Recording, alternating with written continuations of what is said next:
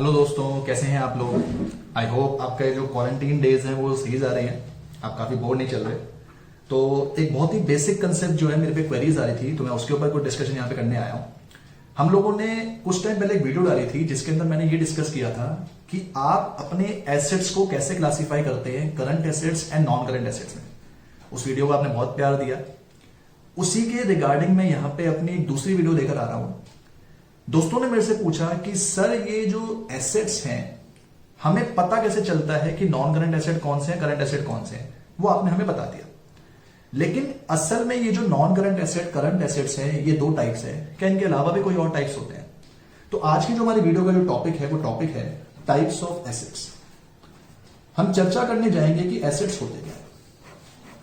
तो दोस्तों मैं यहां पे वीडियो स्टार्ट कर रहा हूं एक प्री मैच्योर अजम्पशन के साथ। मैं ऐसा मान के चल रहा हूं कि आपको पता है कि एसेट्स क्या है, और अगर आपको ये नहीं पता कि एसेट्स क्या है तो जस्ट मैं आपको तीन बातें यहां पे क्विक रिवीजन के तौर पर बता रहा हूं, जो कि मैंने आपको इंट्रोडक्शन टू अकाउंट्स यानी अकाउंट से दोस्ती वाली वीडियो के अंदर बताया था। आप चैनल में उसमें भी जाके इसको चेक करके चल सकते हैं। एसेट दोस्तों बेसिक सी बात है, एसेट एक ऐसी चीज होती है जो कन्वर्ट हो सकती है into cash, can be converted into cash. अगर मैं किसी चीज को कैश में कन्वर्ट कर दूं तो मेरा एसेट होता है।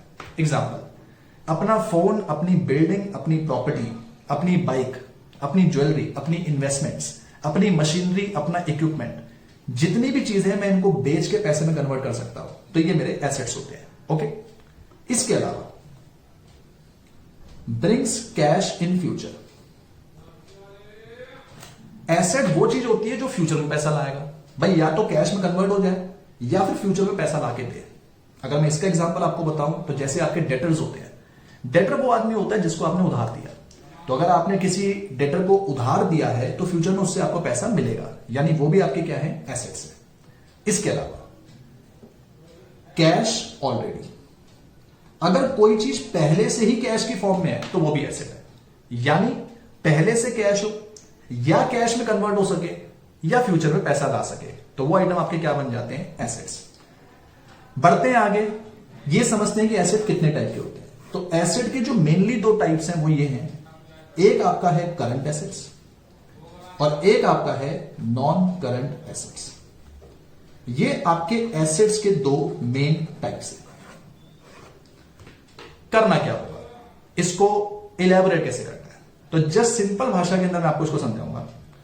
नॉन करंट एसेट्स वो एसेट्स होते हैं जिन्हें आप बिजनेस में यूज करने के पर्पज से खरीदते हो। जैसे मान लीजिए दोस्तों, अगर आज मैं अपना एक बिजनेस चालू करने जाऊंगा तो बिजनेस चालू करने के लिए मुझे सबसे पहले क्या चाहिए, एक लोकेशन, यानी कि मुझे बिल्डिंग चाहिए। मुझे बिल्डिंग अपने ऑफिस बनाने के लिए चाहिए। उस ऑफिस में मैं फर्नीचर लगाऊंगा, तो मैं कुछ चीजें यहां पे लिख रहा हूं, जैसे कि मैंने कहा बिल्डिंग के अलावा जो मेरा फर्नीचर है मैं यहां पे वो लगाऊंगा। हो सकता है मैं कुछ एसी वगैरह लगाऊं, मशीनरी वगैरह सेटअप करूं तो वो लगाऊंगा। ध्यान दीजिए दोस्तों, ये जो तीन चीजें मैं अपने बिजनेस में लगाने की बात कर रहा हूं, मेरा उद्देश्य कभी भी इन तीन चीजों को बेचने का नहीं है, क्योंकि बिजनेस में मैं इन चीजों को सिर्फ इसलिए लगा रहा हूं ताकि मैं बिजनेस अपना चला सकूं। सो नॉन करंट एसेट्स वो एसेट्स होते हैं that are not meant for sale. Underline करिए मेरी बात, मैंने क्या बोला, that are not meant for sale, जिनको हम लोग बेचने के पर्पज से नहीं खरीदते, पहली बात। दूसरी बात, ये लॉन्ग पीरियड के लिए यूज होंगे। लॉन्ग पीरियड का मतलब 1 साल नहीं, 2 साल नहीं, 3 साल नहीं, काफी लंबे समय के लिए यूज होंगे। अब कई दोस्त मेरे से कहेंगे सर लॉन्ग पीरियड कितना होता है, तो लॉन्ग पीरियड की कोई डेफिनेशन नहीं है। लॉन्ग पीरियड का मतलब है ये जनरली 1 साल के लिए यूज नहीं होते, ये 1 साल से ज्यादा के लिए ही यूज होते हैं, लंबे समय तक चलेंगे। प्लस इनका जो मेन ऑब्जेक्टिव था परचेज करने का वो ये था कि हम इन्हें यूज करेंगे in business, to be use in business. हमने इनको परचेज इसलिए नहीं किया था कि हम इन्हें परचेज करके आगे जाके बेच देंगे। हमने इन्हें परचेज इसलिए किया था कि हम इन्हें अपने बिजनेस में यूज करके चलेंगे।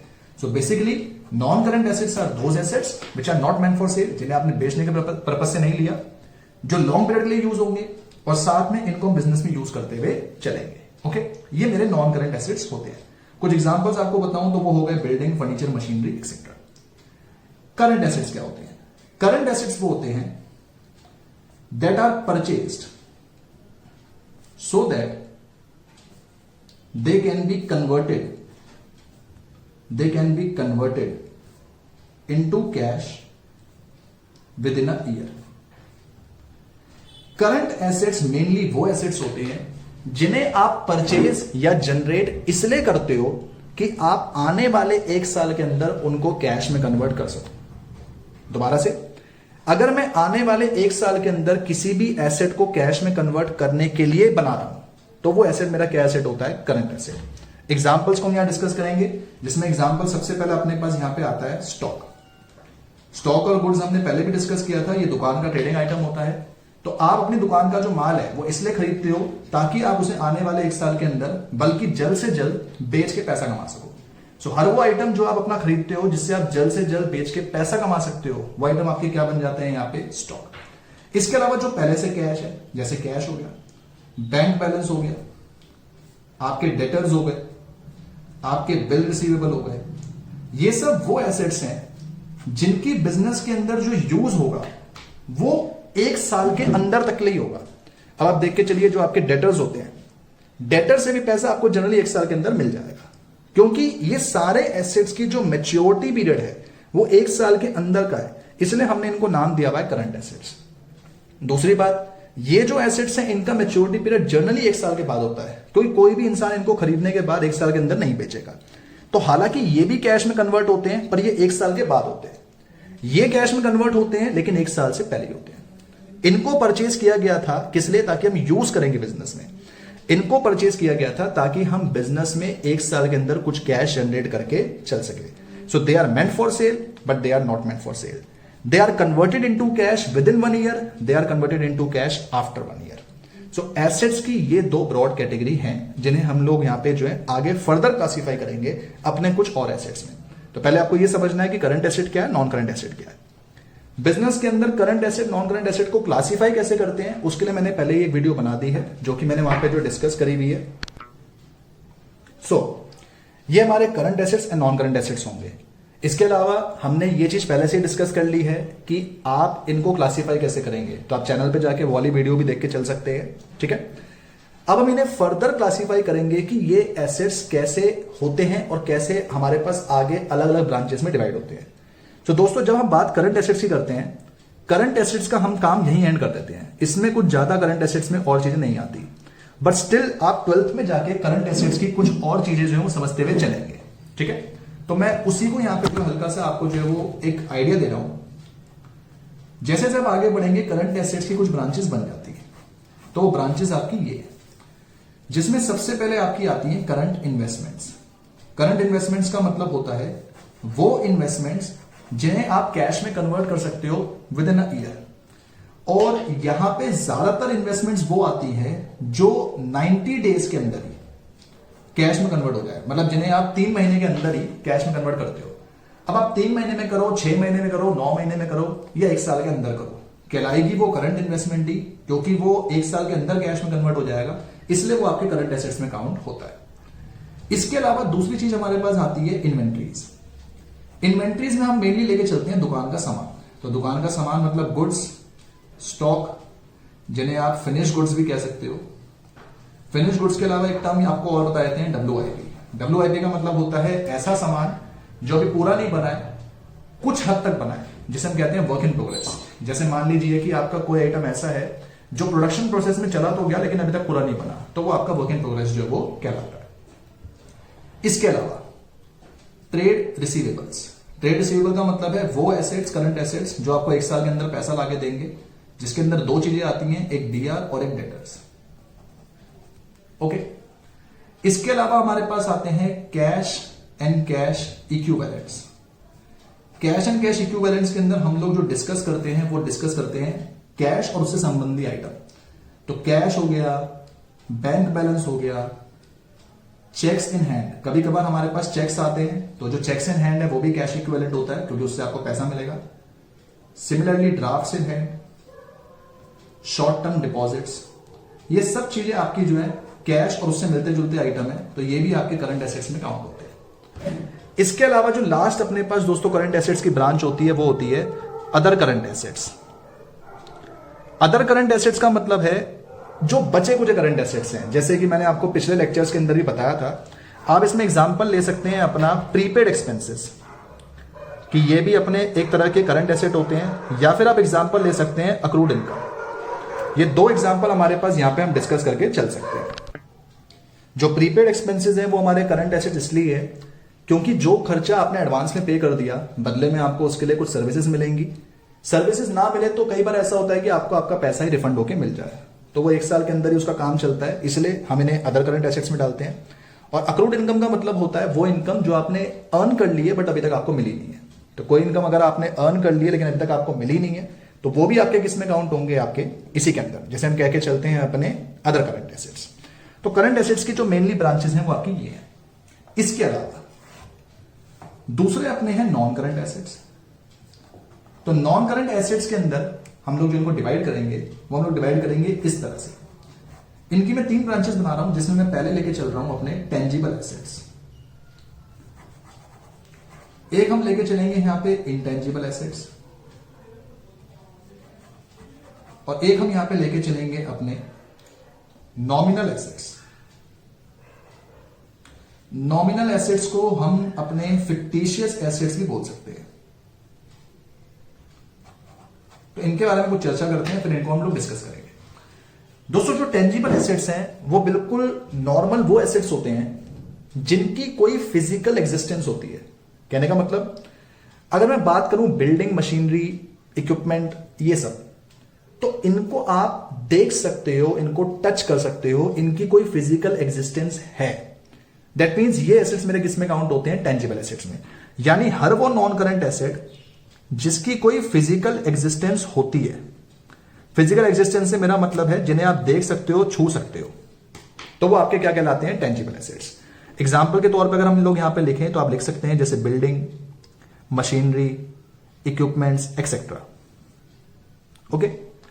सिमिलरली इंटेंजिबल एसेट्स हमारे वो एसेट्स होते हैं जिनकी कोई फिजिकल एग्जिस्टेंस नहीं है बट स्टिल वो बिजनेस के अंदर यूज होते हैं।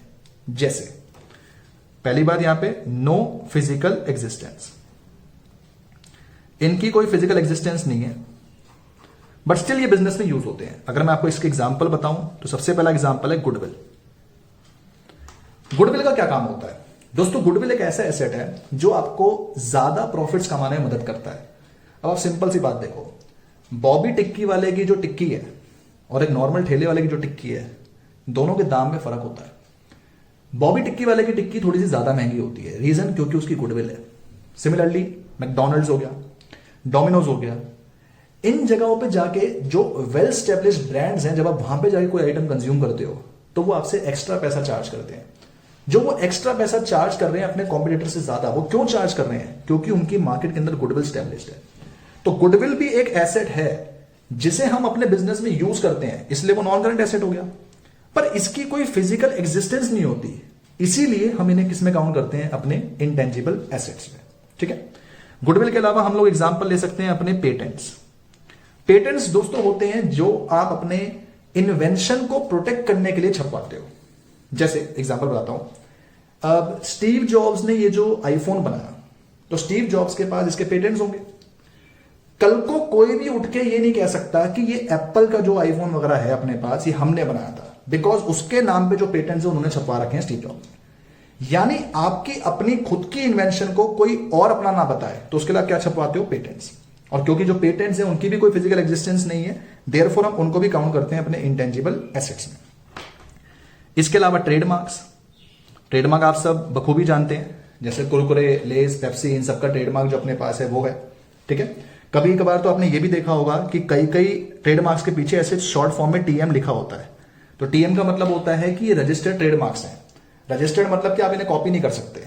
अगर आपने इन्हें कॉपी कर लिया तो जिस बंदे का ओरिजिनल ट्रेडमार्क होगा वो आपको सू कर सकता है।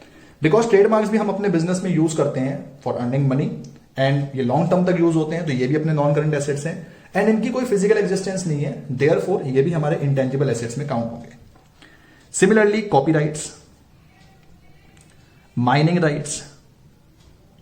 कॉपीराइट्स आपके बुक्स या फिर जो आपकी राइटिंग वाली जितनी चीजें होती हैं उनको वो करते हैं, प्रोटेक्ट करते हैं। माइनिंग राइट्स का मतलब है कि जैसे आपके पास कोई कोल माइन है या गोल्ड माइन है, तो उसमें सिर्फ आपके पास ही उनके जो है एक्सट्रैक्शंस के अधिकार है, मतलब कि आप भी सिर्फ वहां पे माइनिंग वगैरह जो कर सकते हो। तो ये अधिकार होना, लाइसेंसेस होना, ये जितनी भी चीजें होती हैं ये सब आपकी इंटेंजिबल एसेट्स के अंदर काउंट होते हुए चलेंगी। मैं जानता हूं दोस्तों यहां पे कुछ हद तक आपके दिमाग में डाउट आ रहा होगा, स्पेशली उन लोगों के दिमाग में जो अकाउंट्स को बहुत अभी इनिशियल स्टेज पे पढ़ रहे हैं। तो मैं एक वहीं पे डाउट जो क्लियर कर दूं। मेरे से भी एक दोस्त ने ये डाउट पूछा था, उन्होंने मेरे से कहा था कि सर ये जो पेटेंट्स हैं, पेटेंट्स एक डॉक्यूमेंट है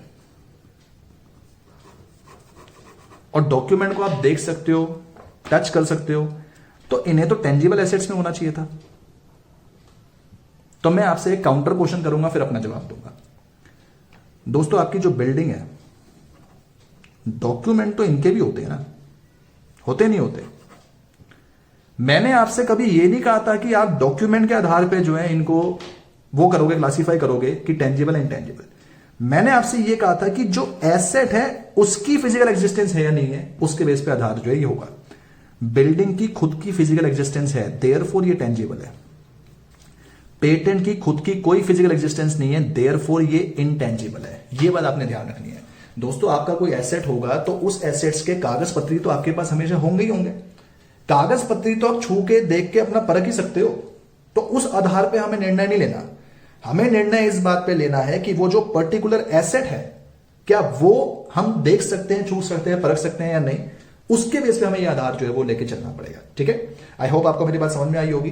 तो ये हमारे टेंजिबल एसेट्स हैं, ये हमारे इंटेंजिबल एसेट्स हैं। बचे हमारे फिक्टिशियस एसेट्स, जिन्हें मैंने पीछे बताया था कि नॉमिनल एसेट्स भी आप कहते हैं।